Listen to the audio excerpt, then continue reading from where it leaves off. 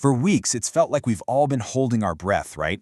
Watching the US and Iran get closer and closer to a full-blown war. But then, almost overnight, everything seems to have shifted. What if the key to peace isn't some new treaty, but a massive, massive financial deal? Let's break down exactly what's happening.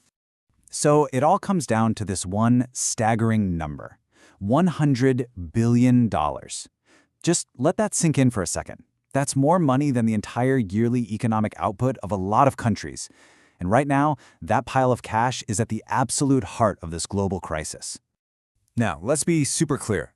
This isn't some kind of bailout or a new payment from the US. No way. This is Iran's own money. We're talking about revenue from their oil sales that's just been sitting in foreign banks for decades. It's been frozen solid, totally off limits to them, all because of some really tough US sanctions. But then today, bam! In a move that has pretty much stunned everyone watching, the United States agreed to release it. All of it. And that one decision, it could literally change the entire direction of this conflict. Let's get into why. Okay, so let's get into what's happening right now as we speak. You got top American and Iranian negotiators sitting across the table from each other in Islamabad, Pakistan. The Pakistani prime minister, who's hosting the whole thing, is calling these talks make or break. I mean, the stakes just couldn't be any higher. And this isn't just some symbolic gesture, you know? This is the first real major breakthrough we've seen in this whole 44-day war. The US has basically said, okay, you get your money, but in return, we need you to guarantee safe passage for every ship going through the Strait of Hormuz. And as you know, that's the single most important choke point for oil on the planet. So, to really get why this is such a huge deal, we kind of have to rewind a bit. This whole standoff has been going on for decades. And for Iran, this isn't just about cash to balance a budget. No, it's about something much, much bigger. So what are these frozen assets anyway? Well, think of it like this. It's Iran's money, mostly from selling oil, sitting in a bank account. But because of US sanctions, they've been locked out. They can see the balance, they know it's there, but they just can't touch it. It's been like that for years. And this chart right here, this shows you everything you need to know about why Iran is so desperate for this cash. Their economy was already in a total nosedive before the war even started. I mean, look at that inflation rate, 68%. A healthy economy is around 2%. So for them, getting this $100 billion isn't a negotiating chip, it's an economic lifeline. It's about survival. And just look at who the US put on the plane. This isn't some junior diplomat meeting. We're talking Vice President J.D. Vance leading the charge, with top advisors like Jared Kushner. Meanwhile, the host country, Pakistan, has 10,000 security personnel on the ground in Islamabad. That tells you everything you need to know. The world really hasn't seen a meeting this intense in a long, long time. All right, so what does each side actually want? What are they putting on the table? Let's break down the big demands from both the US and Iran. And yeah, they're coming at this from two totally different places. The US is all about security, right?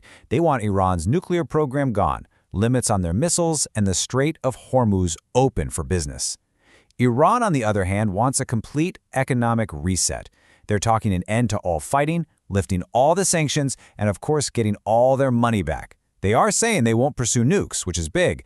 But really, the US releasing these assets, that's the first real step we've seen towards bridging this massive gap. Okay, that's all fascinating, but why should you care about some high-level meeting happening halfway around the world? Well, let's connect the dots, because believe me, the outcome of this is going to hit your wallet and affect your security no matter where you live. All right, if you're in the US, the political pressure is absolutely immense right now. President Trump's approval is down at 36%, mostly because the cost of everything is going up and people aren't happy about this war. So a peace deal that brings down gas prices, that would be a massive political win, especially with big elections coming up.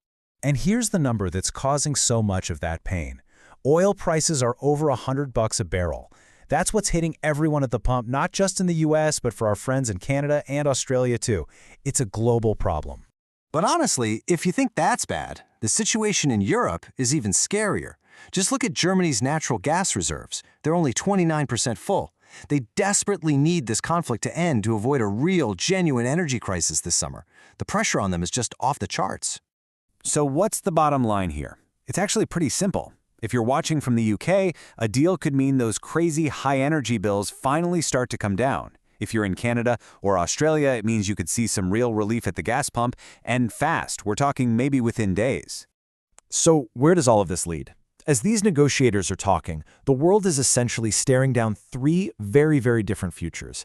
And honestly, the next 48 hours are going to be absolutely critical. When you boil it all down, there are really only three ways this can go. You've got the best-case scenario, a full peace deal.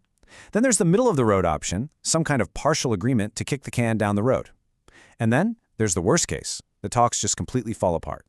And this table just lays it all out in black and white. Look at the difference. A full deal, oil could drop back down to a much more manageable $70 to $80, and the markets would love it. A partial deal, we're stuck with oil over $100 and a lot of uncertainty. But if these talks collapse, whoa, oil could spike past $150 a barrel. We'd be looking at a serious risk of recession. The stakes are just so clear. And yet, for the first time in what feels like forever, there's a real glimmer of hope.